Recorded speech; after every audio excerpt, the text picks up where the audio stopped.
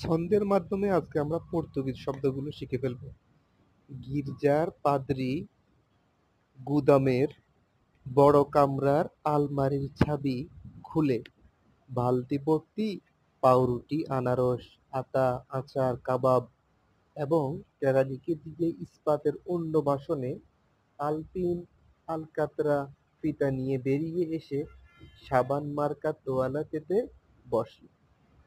তো আমাদের এখানে যে শব্দগুলো আছে প্রত্যেকটি শব্দই প্রায় পর্তুগিজ শব্দ। এগুলো থেকে পরীক্ষায় আসে, যেমন গির্জা, পাদ্রী, গুদাম, কামরা, আলমারি, ছাবি, বালতি, পাউরুটি, আনারস, আটা, আচার, কাবাব, কেরানি, ইস্পাত, বাসন, আলপিন, আলকাতরা, ফিতা, সাবান, মার্কা, তোয়ালে।